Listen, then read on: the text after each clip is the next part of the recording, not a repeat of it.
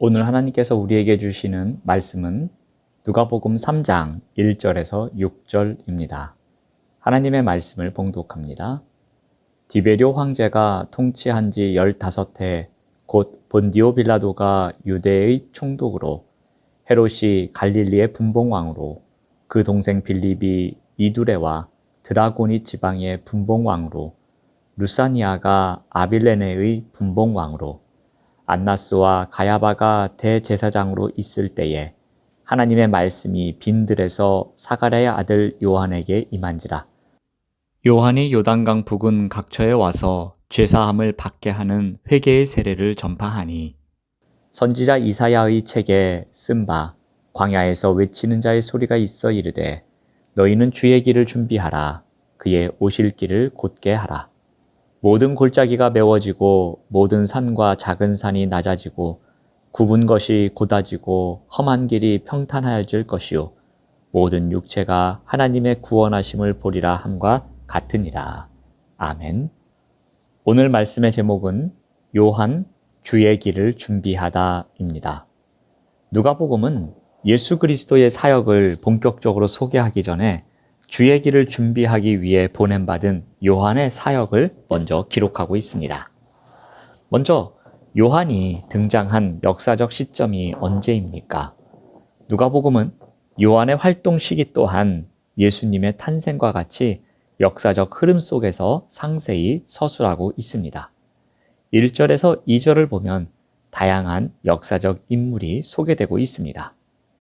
요한이 활동했던 시대는 로마 황제 디베료의 시대였습니다. 디베료 황제가 통치한 지 15년째 되던 때에 사역을 시작한 것입니다. 디베료는 AD 14년 8월에 로마 황제로 즉위했습니다. 그러므로 15년째라고 하면 대략 AD 28년에서 29년 정도 되었을 때를 나타내는 것입니다. 이때 빌라도가 유대 총독이었으며 헤롯이 갈릴리의 분봉왕이었습니다. 또한 유대 땅의 종교 지도자는 안나스와 그의 사위 가야바가 차례로 대제사장직을 수행했습니다. 누가복음이 요한의 활동 시기를 역사적 인물을 통해 정확히 서술하고 있는 이유가 무엇입니까?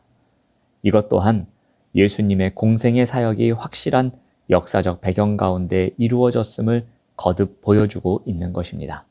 즉, 복음은 실제로 일어난 객관적 사실임을 나타내고 있습니다. 다음으로 요한의 활동 무대는 어디입니까? 누가복음 3장 2절 말씀을 보면은 하나님의 말씀이 빈들에서 사가랴의 아들 요한에게 임한지라. 황제와 총독, 분봉왕, 대제사장이 가장 화려한 공간에서 권세를 행사하고 있을 때에 하나님의 말씀이 임한 곳은 빈들이었습니다. 하나님의 말씀은 통치자나 제사장들이 아니라 아무것도 없는 빈들에 머물렀던 사가랴의 아들 요한에게 임한 것입니다. 그는 통치자들의 궁궐이나 제사장들의 성전이 아니라 빈들에서 활동하고 있었습니다.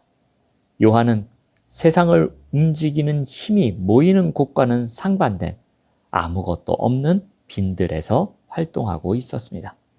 그런데 그 빈들은 하나님을 만나는 곳이었으며 하나님의 말씀이 임하는 곳이었습니다. 그 빈들은 하나님을 대면하는 소명의 자리였습니다. 정치적으로는 디베료가 황제로 있었고 헤롯은 갈릴리의 분봉왕으로 다스리고 있었으며 종교적으로는 안나스와 가야바가 대제사장으로 있었던 때였습니다. 그들이 세상을 호령하고 있었으며 그들의 말이 법이고 상식인 때였습니다.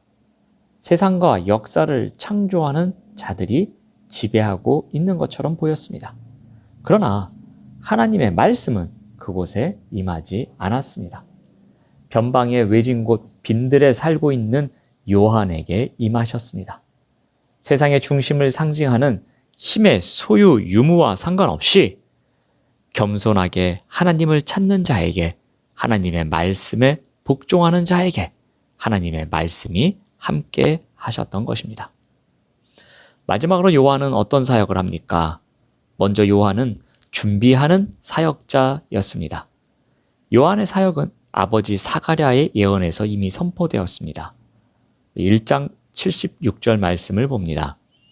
이 아이여 내가 지극히 높으신 이의 선지자라 일컬음을 받고 주 앞에 앞서가서 그 길을 준비하여. 이것은 이사야서 40장 3절에서 5절에 선포된 말씀이 인용된 것입니다. 이사야 40장은 주님의 영광이 나타나는 때에 모든 사람이 그것을 함께 보리라는 하나님의 약속이 기록되어 있는 곳입니다. 그리고 그 약속이 성취되기 위해 주님이 오시는 길을 평탄하고 곧은 평지로 만들라고 명령하고 있습니다. 이사야 선지자는 광야에서 외치는 자의 소리가 있을 것이라고 예언했습니다. 그것이 누가복음에 똑같이 기록되고 있습니다. 4절 말씀을 보면은 선지자 이사야의 책에 쓴 바 광야에서 외치는 자의 소리가 있어 이르되 너희는 주의 길을 준비하라 그의 오실 길을 곧게 하라.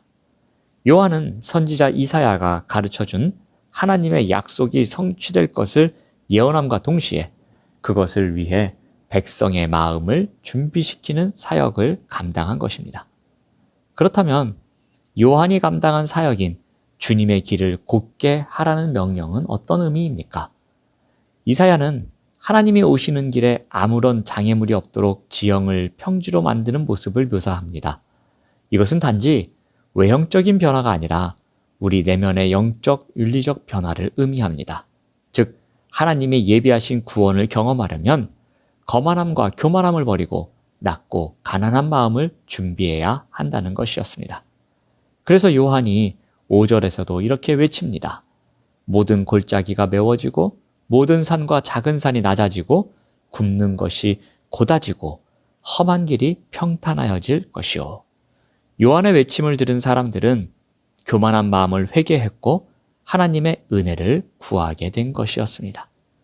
요한은 이스라엘 백성들이 주님을 모실 수 있는 마음으로 준비시키기 위해 죄를 회개하는 세례를 받게 했습니다. 내가 왕이었고 내가 말이 법이었고 세상의 풍조를 왕으로 삼던 모습을 버리고 주님을 왕으로 모시는 마음을 준비케 하는 것이었습니다. 또한 요한은 구원을 알게 하는 사역자였습니다. 누가복음 1장 77절에 아버지 사가랴의 예언을 보면 주의 백성에게 그 죄 사함으로 말미암는 구원을 알게 하리니. 빈들에서 하나님의 말씀을 받은 요한은 많은 사람에게 하나님의 말씀을 전했습니다. 그가 전했던 말씀의 핵심은 죄사함을 위한 회개의 세례였습니다. 이는 회개의 세례를 받으면 죄사함이 이루어진다는 뜻이 아니었습니다. 죄사함을 예비하는 회개의 세례라는 뜻입니다. 죄사함은 예수 그리스도만의 사역입니다. 죄를 용서받기 위해 회개로 나아가는 세례를 요한이 죄사함의 세례로 소개하고 있는 것입니다. 자신의 죄를 회개하는 것으로 죄사함을 받는 것이 아닙니다. 회개를 통해 예수 그리스도를 만나서 그분을 믿는 믿음 안에서 죄사함을 누리는 것입니다. 요한은 결코 다른 이들의 죄를 사해줄 권리가 없었습니다. 그는 대속자 예수 그리스도를 간절히 기다리는 자리로 초청하는 사역을 감당했을 뿐입니다.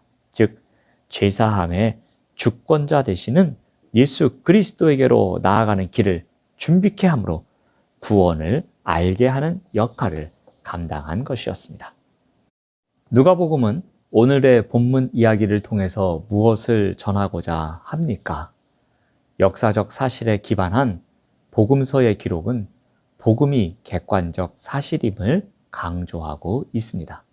그리고 요한은 이 복음의 주인공인 예수 그리스도가 오시는 길을 준비하기 위해 사명자의 직분을 감당합니다. 요한은 빈들에서 하나님 앞에 겸손히 무릎을 꿇습니다. 요한은 빈들에서 맡겨진 사명에 충성을 다합니다. 요한은 빈들에서 사라지는 소리였지만 복음을 위해 외치는 소리가 된 것입니다. 그렇다면 누가복음을 읽는 우리는 어떻게 해야 예수 그리스도의 길을 준비하는 사명자의 삶을 살아갈 수 있을까라는 것입니다. 어떻게 우리가 그 길을 준비하는 삶을 살아갈 수 있겠습니까? 세례 요한과 같이 섬김과 사역이 예수 그리스도의 영광을 위한 것임을 인식하고 있어야 할 것입니다. 우리의 섬김과 사역이 나의 영광을 위한 수고가 아닌 것입니다. 나의 지식이나 힘을 드러내기 위함도 아닙니다. 모든 섬김과 사역이 그리스도를 위한 것임을 믿고 살아가는 것, 그것이 바로 이 시대에 예수 그리스도의 길을 준비하는 삶일 것입니다. 오늘 하루도 우리에게 맡겨진 삶을 살아갈 때에 그 삶이 예수 그리스도의 길을 준비하는 사명자의 삶이 되기를 바랍니다. 그 시간 안에 이루어지는 그 모든 섬김과 사역이 나의 안위와 나의 편리함을 위한 것이 아니라, 나의 영광을 위한 것이 아니라 예수 그리스도의 영광을 위한 준비된 삶임을 우리가 명심하고 살아가야 할 것입니다. 기도하겠습니다. 하나님 감사합니다. 우리의 모든 삶이 그리스도를 위한 사역의 장임을 믿고 살아가도록 인도하여 주시옵소서. 우리의 섬김과 사역의 장이 예수 그리스도의 영광을 위한 자리임을 명심할 때에 이 시대에 예수 그리스도의 길을 준비하는 신실한 사명자의 삶을 살아갈 수 있도록 인도하여 주시옵소서. 예수님의 이름으로 기도드립니다. 아멘. 생명